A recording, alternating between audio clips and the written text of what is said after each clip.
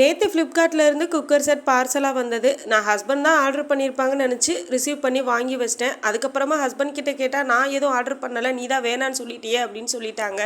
Husband order பண்ணலைன்னா அப்போ அம்மாவா தான் இருக்கும்னு நினச்சிட்டு அம்மாவுக்கு கால் பண்ணி கேட்டேன். அம்மா நான் தான் ஆர்டர் பண்ணேன்னு சொன்னாங்க.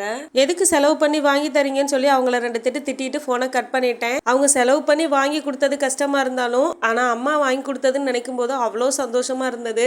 சென்டிமெண்ட்டாக விநாயகர் சதுர்த்தி அன்னைக்கு யூஸ் பண்ணலான்னு சொல்லிட்டு வச்சிருந்தேன். நேற்று நைட்டு குக்கர் இருக்க ஞாபகத்தில் சுண்டல் ஊற வச்சுட்டேன். கொஞ்ச நாள் முன்னாடி ஷார்ட்ஸ் வீடியோவில் சொல்லியிருந்தேன் குக்கர் விசில் வராமல் பக்கத்தில் உள்ள ஹோல் வழியாக வெளியேறி ரிப்பேர் ஆயிடுச்சுன்னு. அதுக்கப்புறம் ரிப்பேருக்கு கொடுத்து வாங்கியாச்சு. பட் ஏன்னு தெரியல, ஓப்பன் பண்ணவே கஷ்டமா இருந்தது. திரும்ப சர்வீஸ்க்கு கொடுக்கணும். இந்த ஞாபகம் இல்லாம நேற்று சுண்டல் ஊற வச்சுட்டேன். அப்புறம் வேற வழி இல்லையேன்னு சொல்லிட்டு புது குக்கர் எடுத்து யூஸ் பண்ணிட்டேன். புது குக்கர்ல சுண்டல் வேக வச்சு சுண்டல் புளிக்குழம்பு வச்சாச்சு. இதுக்கு சைடிஷா வடகம் தான் ஃப்ரை பண்ணியிருந்தேன். ஈவினிங் போல நக்ஷிக்குட்டி கிட்ட பக்கத்து வீட்டாக்க காலிஃபிளவர் பக்கோடா கொடுத்தாங்க. அதை வாங்கிட்டு வந்து சோலோ பெர்ஃபார்மன்ஸ் காட்டிக்கிட்டு இருந்தா.